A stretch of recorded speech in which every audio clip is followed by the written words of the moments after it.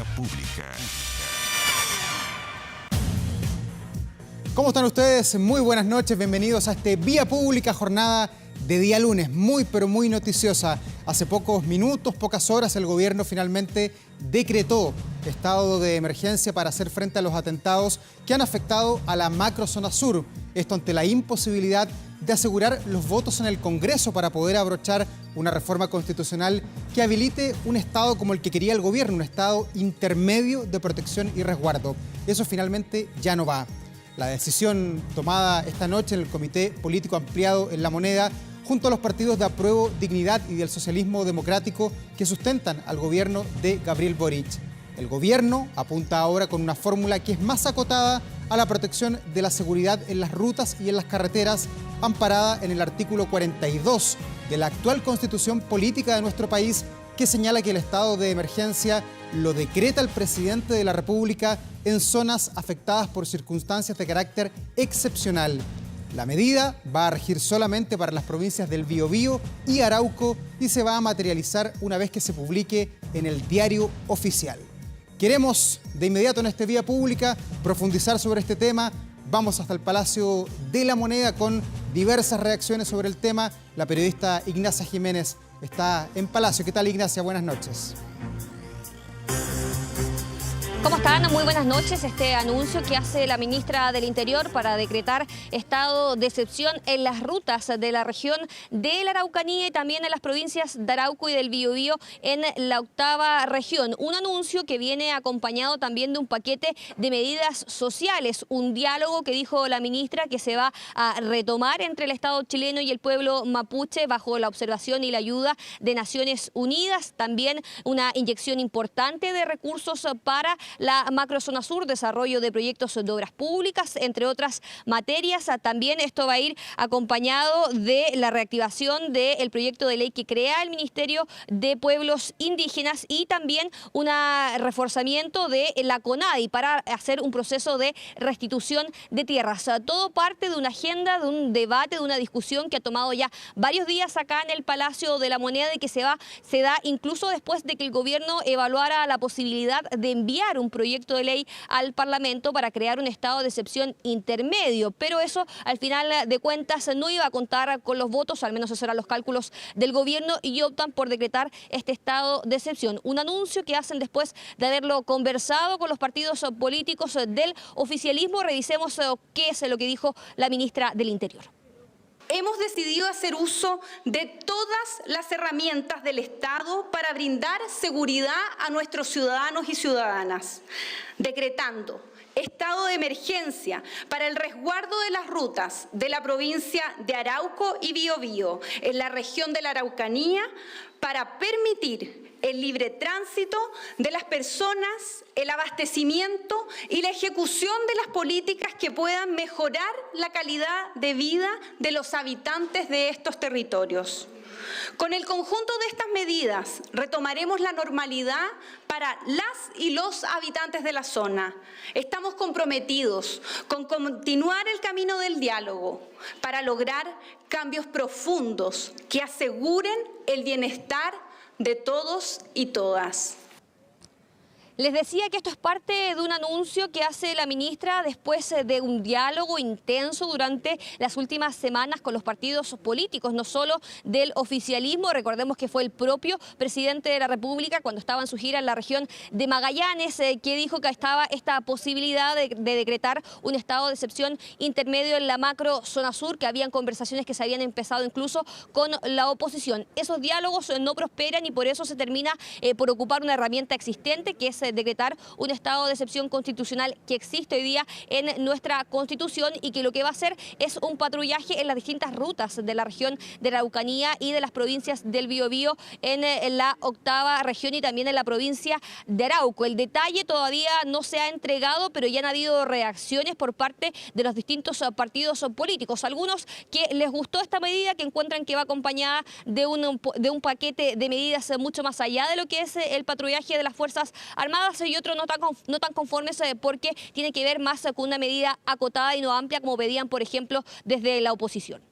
Van en la vía correcta, van en la vía lógica de que la ciudadanía quiere, y a mí me parece que es muy bueno que la ministra haya planteado los temas, sobre todo desde el punto de vista social, que es lo más importante hoy día. A ver, si ustedes nos preguntan cuál era nuestro ideal, sí, era el Estado intermedio, pero finalmente se ha construido una propuesta, a mi juicio, sólida, en la cual tenemos por un lado un estado de emergencia acotado, pero por sobre todo quiero relevar el plan de inversiones para factores habilitantes. No olvidemos que la Araucanía es la región más pobre del país, y por otra parte también la instalación de un momento de diálogo apoyado por las Naciones Unidas. Lo que se nos decía es que el Estado casi no existe en la zona. Entonces hay que reponer la presencia del Estado para poder llevar adelante las demandas que se están produciendo en la zona. Quiero valorar la decisión del presidente Gabriel Boric de decretar el estado de excepción constitucional. Nunca estas decisiones son fáciles, ni dejan conformes a todos. Tampoco a los socios de su propia coalición, probablemente. Pero el presidente tomó una decisión pensando en el bien superior del país y en el principal anhelo que tienen los ciudadanos y ciudadanas, que es resguardar el orden público y la seguridad. Hacemos el llamado para que el estado de excepción que hemos solicitado abarque todo el territorio de la macrozona sur, región de la Araucanía y el Biobío, que no tengamos un estado de excepción con letra chica y debamos asumir que acá no puede haber sesgo ideológico cuando hablamos de la seguridad de las personas. La zona de estado de emergencia que el gobierno declara es de gusto a poco porque está solamente focalizada en las rutas que el gobierno ha dictaminado. ¿Qué es lo que pasa ahora con este estado de excepción? Una vez ya firmado el decreto por parte del gobierno, pasa a la Contraloría General de la República, es aprobado, se toma la razón de este decreto, es publicado después en el Diario Oficial y comienza a regir. Esto que ya han dicho va a ser un estado de excepción acotado, solo a algunas rutas de la región de la Araucanía y también de algunas provincias de la región del Biobío. Vamos a ver también cómo se produce ese despliegue de las Fuerzas Armadas que se repite en la macro zona sur, porque recordemos que en el mes de marzo se había terminado el estado de excepción que había decretado el gobierno anterior de Sebastián Piñera. Gracias, Ignacia, por este reporte desde el Palacio de la Moneda. Buenas noches. Estaremos, por supuesto, muy atentos a lo que es este tema. La Contraloría ya está trabajando a esta hora para sacar rápido el decreto y quizás mañana, en horas de la tarde, podría ya comenzar a regir este decreto que está firmado por el presidente Gabriel Boric. Pero decíamos, esta del lunes fue una jornada súper noticiosa, no solamente por lo político, también se conoció finalmente la condena a Nicolás López, al cineasta, que finalmente fue condenado a 5 años y 1 día de cárcel efectiva, por delitos de abuso sexual cometidos en la región metropolitana entre el año 2015 y el 2016. Vamos a hablar con una de las protagonistas de este caso, Grace Schmidt. Ella es abogada, querellante, representante de la Fundación para la Confianza, que hoy finalmente tuvieron una victoria porque se acogieron gran parte de los requerimientos que habían presentado como querellantes. ¿Cómo está, Grace? Muchas gracias por estar hasta ahora con nosotros. Hola, Davor, buenas noches. Bueno, muchas lo primero por este momento. Sí, lo primero es tomarnos de las palabras que usted decía en la tarde una vez que se conoce el fallo. Han recalcado mucho que esto es histórico, que esta jornada o esta señal que da la justicia es histórica. ¿Por qué? Porque, bueno, se reconoce en todos los casos, aunque no se haya condenado a Nicolás López, en todos los casos se reconoce que las víctimas no estaban mintiendo. En el fallo no se desacreditan los hechos, las denuncias. Y es histórico en ese sentido, ya que la teoría de la defensa siempre giró en que las víctimas derechamente estaban mintiendo, que esta era una gran confabulación entre el diario El Mercurio, la Fundación para la Confianza, el Estudio Hermosilla, para que las víctimas fueran famosas, para encontrar el Harvey Weinstein chileno. Y así las cosas, el tribunal, por unanimidad, señaló que acá no había ningún tipo de ganancia secundaria en cuanto a esta teoría, digamos, de parte de la defensa. Se desacreditó completamente. Claro. Grace, ¿y cómo se entiende esta condena? 5 años y 1 día. Se ha recalcado también que es efectivo. ¿Va a pasar Nicolás López 5 años tras las rejas o va a también poder optar a algún tipo de beneficio? A ver, efectivamente fue condenado 5 años y un día, y este un día es importante porque eso significa que tiene que cumplir efectivamente la condena. Esta se hace efectiva luego que la sentencia quede ejecutoria, y eso significa que pasen los plazos o que la defensa presente o no un recurso de nulidad para ser visto ante la Corte. Y es por eso que el día viernes se fijó audiencia de revisión de medidas cautelares para solicitar la prisión preventiva de Nicolás López en este lapso de tiempo. Ya. ¿Y qué evaluación hacen ustedes de la defensa de Nicolás López? Usted ha dicho también que ellos actuaron de mala fe, esta defensa que encabeza la abogada Paula Vial, que sacaron un comunicado en la tarde y dicen que las pruebas o los estándares de la prueba probatorios no eran los mejores y que por eso van a pedir la nulidad de este juicio. Sí, desde el día 1 la defensa de Nicolás López, encabezada por la abogada Paula Vial, ha sido de mala fe. Nicolás López siempre en su declaración ante Fiscalía, asesorado por Imaginación, negó los hechos, trató de mentirosas a mis representadas, a todas. Cada una de ellas las trató de mentirosas, lo que te comentaba recién de esta famosa confabulación, digamos, en contra de él. Se borraron mensajes por parte del condenado, Nicolás López, más de 20.000 mensajes de su celular. Luego de borrar estos celulares, que la defensa señala que fue por problemas de capacidad en su memoria, ya que es bastante poco plausible, la verdad, que mensajes de WhatsApp copen la memoria de un celular, y que por problemas de memoria, por tanto, se tuvieron que borrar los WhatsApp y acto seguido los entrega. Luego, por ejemplo, otro de los hechos importantes de revictimización hacia mis representadas, por ejemplo, fue en el alegato de clausura señalar que Nicolás López mantenía en su poder una polera que estaba rasgada por una de mis representadas, señalando que él, por tanto, había sido víctima de violencia por parte de una de las víctimas. O sea, eso te demuestra la mala fe con que ha actuado la defensa de Nicolás López. Tratar de cambiar el foco de discusión a que esto era un gran complot, tratar de demostrar, y que por cierto no lo logró, de que Nicolás López era una víctima de las verdaderas víctimas, digamos. Por lo tanto, no me sorprende que quieran recurrir de nulidad, están en todo su derecho, por cierto, pero desde el día 1 Nicolás López negó los hechos y jamás colaboró para que se esclarecieran los hechos en materia de juicio. Grace, y si finalmente los protagonistas de este juicio no hubieran sido personas mediáticas, muy conocidas, Nicolás López, las actrices involucradas, ¿se habría llegado en un caso con personas quizás no tan mediáticas, se habría llegado a la misma condena o no? Mira, yo creo que acá ha habido un pequeño cambio de paradigma. En nuestro país, en general, los poderosos no son tocados quizás con la misma vara que las personas que viven en la pobreza. Y acá se ha condenado a cárcel efectiva a una persona poderosa en el ámbito audiovisual de nuestro país. Y eso es una señal muy importante también para las víctimas de violencia sexual, de que pueden denunciar, que estamos corriendo la barrera de los prejuicios, de los sesgos, de la revictimización, que efectivamente no es fácil denunciar para las mujeres, sobre todo con este tipo de defensa. Para mis representadas, para las víctimas, denunciar fue puro costo, fue mucho daño para ellas, fueron tremendamente valientes en denunciar. Y yo creo que esta sentencia marcó un hito en ese sentido, de poder condenar a un poderoso dentro del ámbito del audiovisual de nuestro país, que se sentía intocable durante todos los años que él participó en esta industria. Así todo, ustedes enfrentaron muchos desafíos, problemas, fueron casi 4 años de juicio.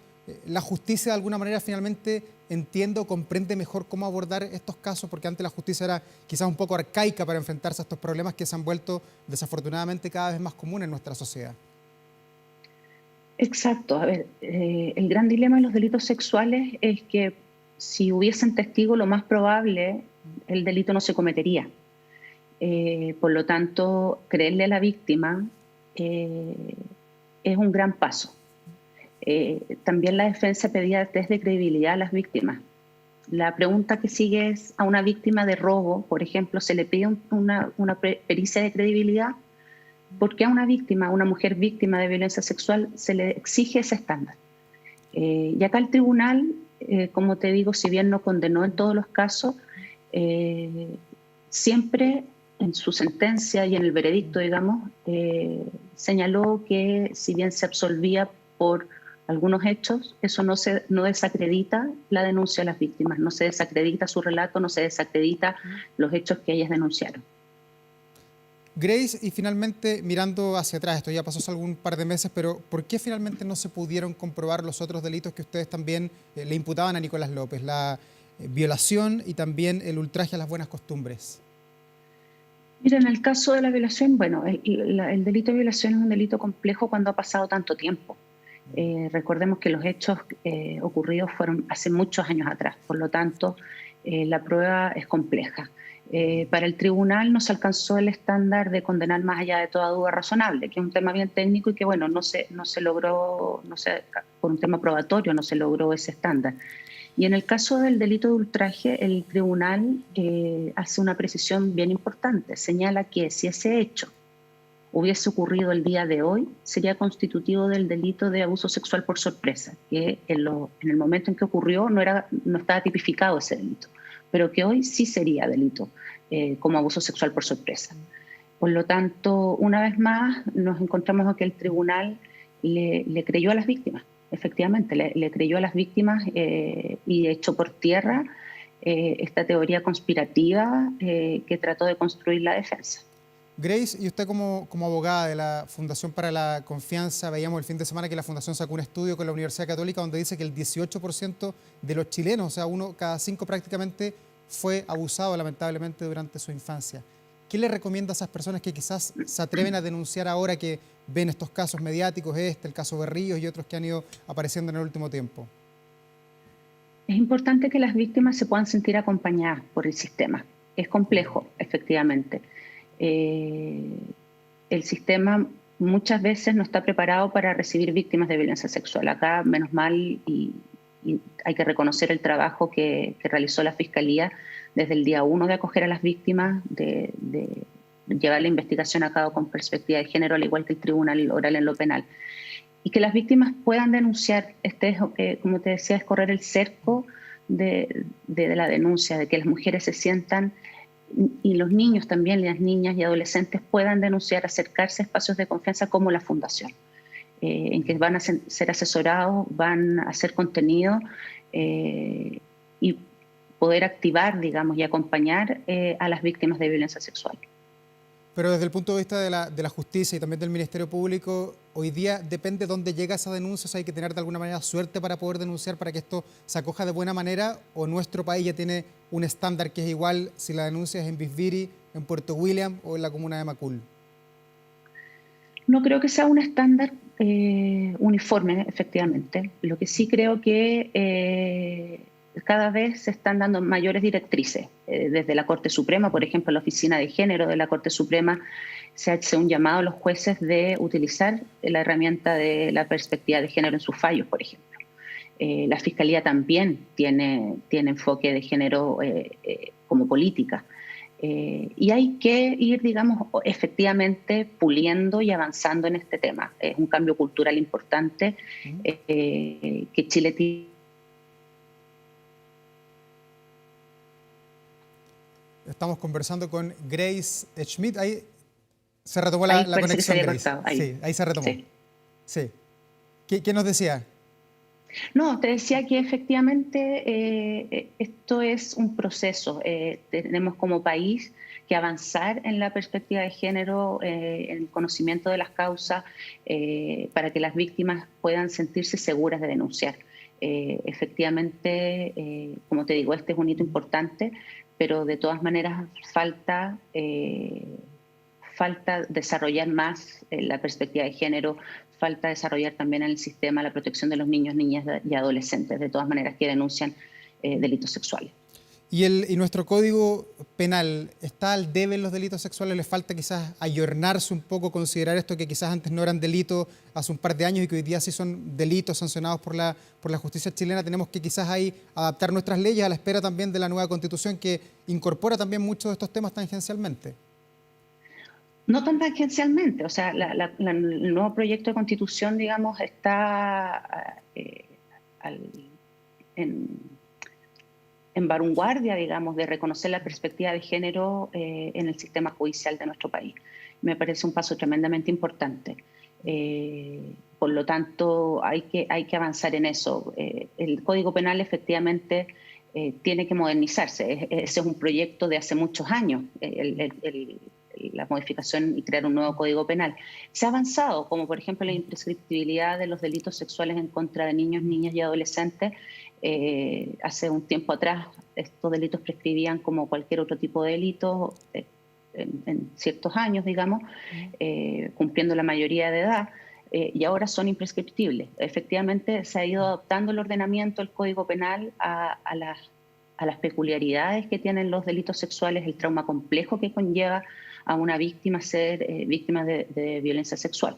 Pero de todas maneras falta avanzar en la protección de las víctimas de violencia. Ya, pero hoy día usted lleva algún tiempo vinculada a estos temas. ¿La justicia le cree más hoy día a las víctimas? Porque usted lo decía en la conversación, antes no le creía, la gente decía, bueno, esto es un invento, esta persona, ¿de dónde sacó eso? Mira, la verdad no te podría generalizar que el sistema completo le cree a toda víctima. Creo que hay que capacitar a los operadores del sistema en delitos sexuales, en perspectiva de género, en cómo tratar a las víctimas. Creo que todos los operadores del sistema tenemos que tener esa sensibilidad y esa visión de que no estamos tratando con cualquier víctima, no estamos tratando con una víctima de robo, que puede ser muy grave, sí, es verdad, pero lamentablemente los delitos sexuales atacan algo tan básico como la dignidad de la persona. Y siempre se puede denunciar, eso es lo importante. Eso es lo importante, siempre se puede denunciar, acercarse a espacios como la Fundación para la Confianza para ser asesorados y acompañados en este proceso de denuncia. Claro, tienen ahí, lo hemos reportado en otras oportunidades, el teléfono 1515, donde las personas pueden llamar y contar su historia y ahí reciben una orientación gratuita y confidencial para ver cuáles son los caminos a seguir. No todo llega a la justicia, ¿no es cierto? No todo llega a la justicia porque también hay que proteger a la víctima. Se hace también un acompañamiento psicológico a la víctima. Lo importante es, como te digo, denunciar, es asesoría gratuita.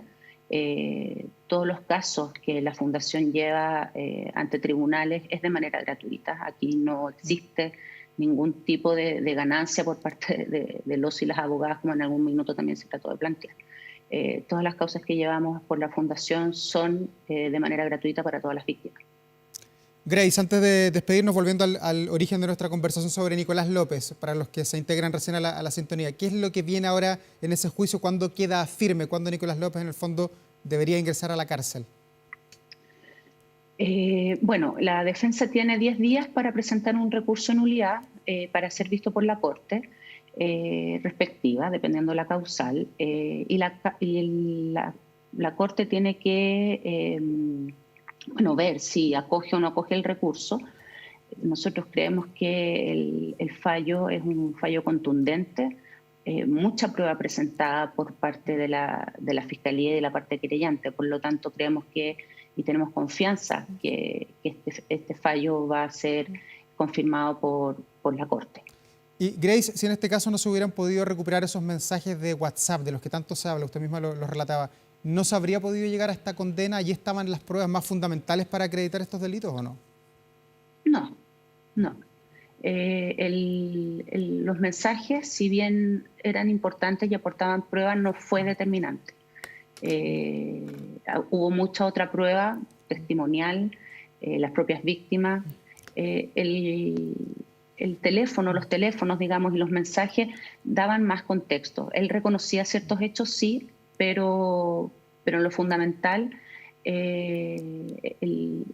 los mensajes no fueron determinantes para condenar a Nicolás López.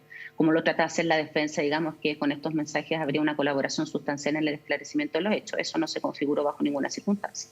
Bueno, ha sido un buen día, una buena jornada para ustedes, para la Fundación, histórico. Ojalá que la justicia también tome este fallo para eventualmente evaluar otros que puedan venir a futuro. Gracias, Grace Schmidt, por conversar hasta ahora con nosotros, abogada querellante de la Fundación para la Confianza. Muchas gracias, Davor. Que estén muy bien, buenas noches. Igual, buenas noches. Y nosotros vamos a una pausa acá en Vía Pública, ya volvemos con más, no se vaya.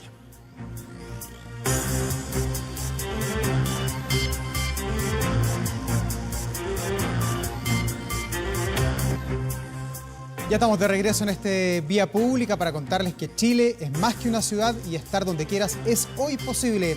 Hoy los horizontes se expanden para todos y nuestra red no para de crecer. Ahora también en 5G para darte más y también una mejor conexión. WOM, nadie te da más. Vamos a conversar de inmediato sobre lo que ha sido el tema de esta jornada, el anuncio que ha hecho el gobierno de decretar estado de excepción, estado de emergencia en la macrozona sur de nuestro país. Queremos profundizar junto al diputado Andrés Longton. Él es el jefe de bancada de los diputados de RN. ¿Cómo está, diputado? Un gusto saludarlo. Hola, Davor. Muy buenas noches. Bueno, ¿cómo recibe este anuncio que ha hecho el gobierno hace pocos minutos de reponer el estado de excepción en el sur de nuestro país? Sí, bueno, Davor, lo que pareciera ser una buena noticia, porque finalmente el gobierno se decide después de muchos días y larga angustia, además, por parte de la macrozona sur, a decretar estado de excepción, estado de emergencia particularmente. La verdad es que se hace con letra chica, Davor, y eso es lo que nos deja más angustiados y preocupados, entendiendo que pareciera ser que se pone una camisa de fuerza a las fuerzas de Armada y Orden, cuando la camisa de fuerza debería ser para quienes ejercen la violencia y particularmente el terrorismo que se ejerce en la zona, Davor. El resguardar las carreteras y calles aledañas nos parece que puede generar una decepción muy grande en relación a lo que se espera respecto al resguardo de esa zona, que en definitiva puede quedar al debe, entendiendo que la macrozona sur es mucho más que las carreteras y las calles aledañas. ¿Pero alcanza con la provincia de Arauco, la provincia del Biobío, o debió haber sido más extendido en todo lo que es la macrozona sur? A ver, nosotros creemos que la Araucanía, la provincia de Arauco y la provincia de Biobío son las zonas donde las cuales se decretó estado de excepción hace algunas semanas, y creemos que esa es la zona que hay que resguardar, Davor. Pero creemos que la zona que hay que resguardar es el estado de excepción con todas sus letras, no un estado de excepción a medias, porque pareciera ser que el gobierno cree que el problema en la macrozona sur es un problema que hay que solucionar a medias tintas, y la verdad es que los hechos de violencia inusitados, sobre todo en las últimas semanas, nos dan a entender que el estado de excepción en su momento dio resultados, si bien no eliminó la violencia por completo, porque creemos que es un problema mucho más integral que el solo poner fuerzas armadas, pero finalmente sí logró reducir en un 45% los hechos de violencia, Davor, y creemos que hoy día, con un estado de excepción a medias, intermedio, el gobierno cede ante el Partido Comunista, entendiendo que muchas fuerzas aliadas al gobierno estaban dispuestos a avanzar un estado de excepción. Yo leí hace poco a una diputada del Frente Amplio, Consuelo Veloso, que decía que estaba dispuesta a avanzar un estado de excepción, y yo valoro ese tipo de declaraciones, pero lamentablemente hoy día el gobierno cede ante la expresión del Partido Comunista, donde hay un complejo, donde hay una tranca ideológica que no han logrado superar, y porque no han dado razones plausibles de por qué no están por resguardar de manera íntegra la seguridad en dicha zona, que no sean motivos netamente ideológicos o bien ciertas ambigüedades que claramente dejan más incertidumbre que certeza. Diputado, ¿y este estado de excepción acotado, como lo ha definido la ministra del Interior, le entrega garantías a las Fuerzas Armadas para que realmente puedan utilizar su potencialidad, su armamento, en caso de que tengan que enfrentarse con algunos de estos grupos de encapuchados que hemos visto permanentemente en la zona? A ver, Davor, yo creo que lo primero es ver si es que el uso de la fuerza se va a mantener la regulación establecida en el gobierno del expresidente Piñera, si no van a haber modificaciones a aquello. Yo creo que eso sería una señal importante, pero también yo creo que la expectativa que se va a tener, el temor es que repercuta en definitiva el no cumplir íntegramente con el resguardo de dicha zona, termine repercutiendo finalmente en las mismas Fuerzas Armadas, porque si tú restringes el espacio aéreo, marítimo o terrestre, donde no van a actuar, claramente que eso hace generar una sensación de decepción. Y obviamente que esa sensación de decepción se va a manifestar no solamente contra el gobierno, sino que también contra las Fuerzas Armadas, Davor, porque yo te lo grafico de la siguiente manera. En las carreteras pueden pasar muchos hechos de violencia, y lo hemos visto en las últimas semanas con el atentado de Ciro Palma, pero ¿qué pasa con las calles aledañas? ¿Qué pasa con los predios? ¿Qué pasa donde finalmente se siembra que es ahí, o las usurpaciones, que es ahí donde finalmente ocurren gran parte de los hechos delincuenciales, atentados incendiarios, terroristas, Davor. O sea, va a tener a las Fuerzas Armadas mirando como a 200, 300, 400 metros están ocurriendo estos hechos de violencia y no van a poder hacer nada. Eso va a generar una sensación de impotencia muy grande en las víctimas y en las familias de la macrozona sur, Davor, y finalmente las Fuerzas Armadas va a tener una camisa de fuerza, van a estar amarrados de pies y manos para poder, en definitiva, desenvolverse de manera óptima, ayudando a las policías principalmente con tecnología, con inteligencia, que son de las labores que ejerció en el último tiempo. Por ejemplo, en el área marítima, gran parte del armamento también ingresa por ahí, armamento de guerra.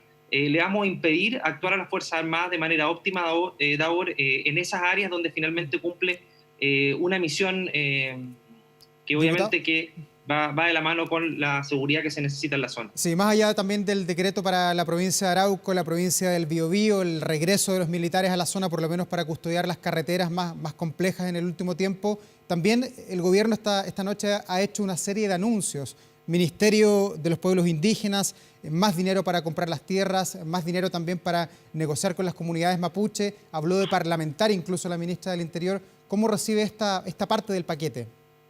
Sí, a ver, claramente, Davor, que el problema de la macrozona sur no es solamente se soluciona con las Fuerzas Armadas o las policías. Tiene que haber diálogo, tiene que haber mayor inversión para atacar de buena manera la pobreza que se vive en la Araucanía, el área de salud, la compra de tierras. Yo creemos que eso es complementario y creemos que es un avance entendiendo, Davor, que los recursos tienen que utilizarse de manera óptima y obviamente entendiendo ciencia cierta lo que ocurra allá. Hay una gran labor que han hecho también, que hizo el exministro Moreno, que este gobierno también ha reconocido, Davor, pero yo particularmente creo, Davor, que la paz no se compra con mayor dinero para terrenos. Nosotros creemos que se llega a esa paz generando mayor seguridad en la zona, pero obviamente complementando eso con acciones que tiendan a atacar el conflicto, en el fondo el conflicto, Davor, y en ese sentido creemos que es un avance,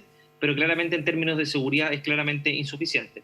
O sea, ¿no alcanza, dice usted, por ejemplo, para enfrentar a grupos como la CAMP, que ha dicho hace pocos días que deben armarse las personas que viven en la Araucanía y hacer frente, provocar resistencia si volvían los militares a la zona?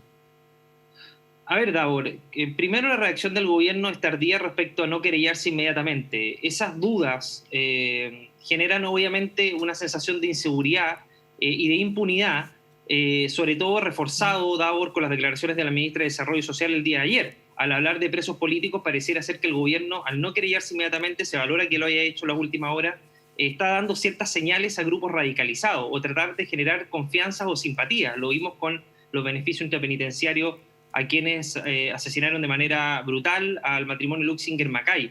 Entonces, finalmente el gobierno, Davor, emite muchas declaraciones y se desdice de esas declaraciones, pero finalmente esas declaraciones repercuten en hechos concretos que hace este gobierno. Retiro de querella, urgencia al proyecto de ley de indulto. Finalmente lo que nosotros le pedimos al gobierno, Davor, es coherencia, implementar medidas para fortalecer la seguridad, pero que esos dichos que por los cuales se ha desdicho muchas ministras se acompañen con hechos, porque pareciera ser que finalmente este gobierno realmente siente que hay presos políticos, porque la verdad es que esto ha salido toda la semana y se ha repetido una y otra vez por parte de ministras de este gobierno, Davor, y eso se ha visto reflejado también en medidas a medias tintas como este estado de excepción que lamentablemente no cumple con las expectativas de seguridad que requiere la macrozona sur. De continuar este estado de excepción tal como está acotado, que el gobierno lo puede decretar, lo puede prorrogar, ya la tercera vez tendría que ir al Congreso. ¿Usted está disponible para que se siga extendiendo o usted aprobaría en el Parlamento un estado de excepción que tenga todas las facultades para los militares?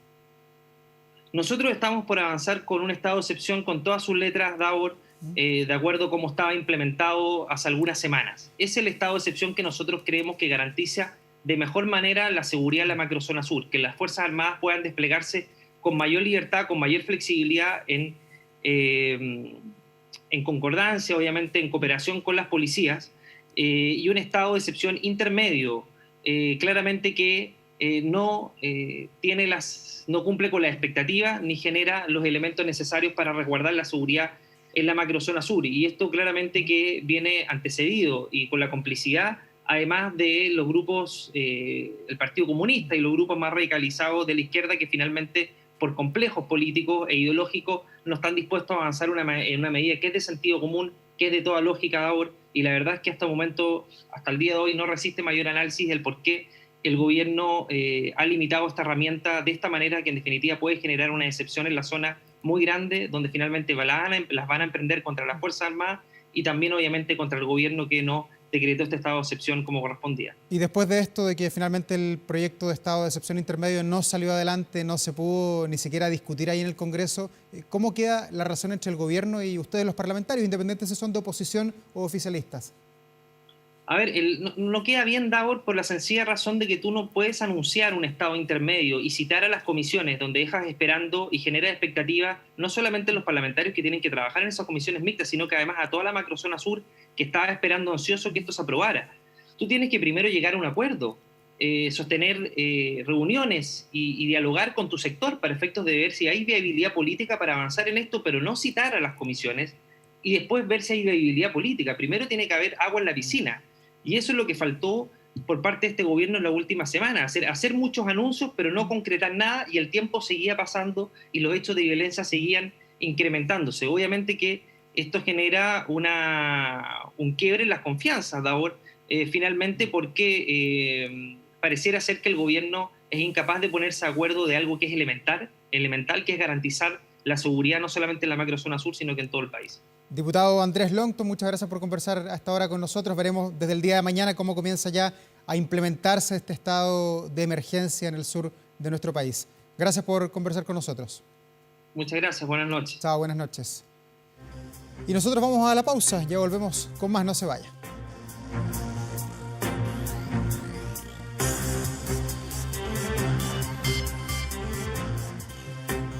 Ya estamos de regreso aquí en Vía Pública con algunos consejos. Protéjase de la delincuencia con Te Pillé.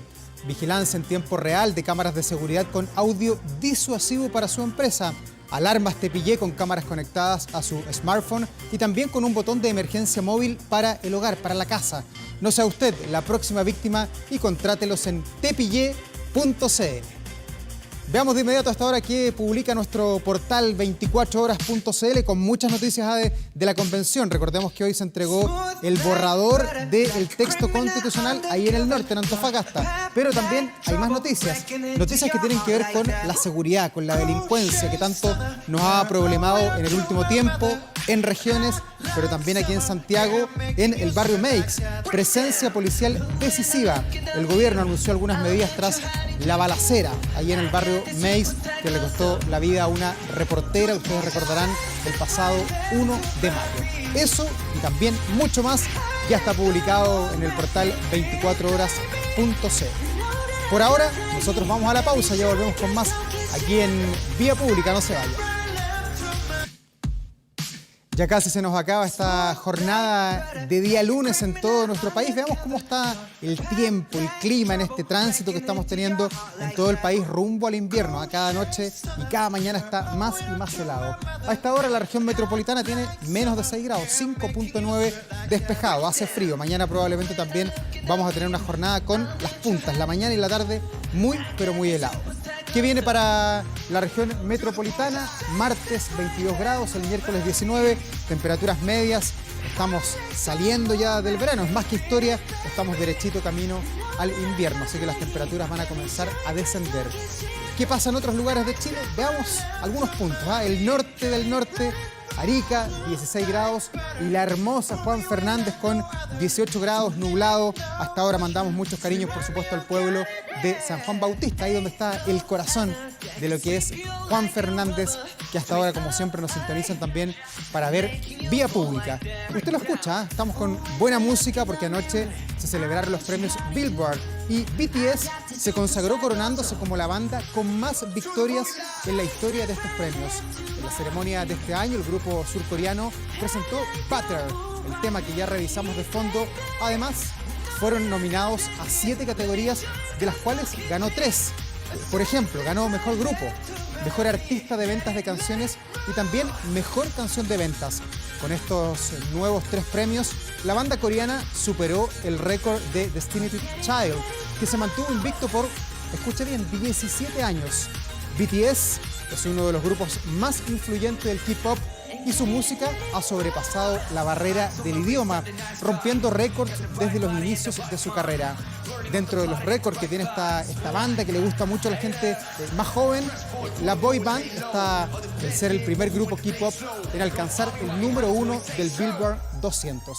Buena música, música de las nuevas, de los nuevos ritmos que inspiran.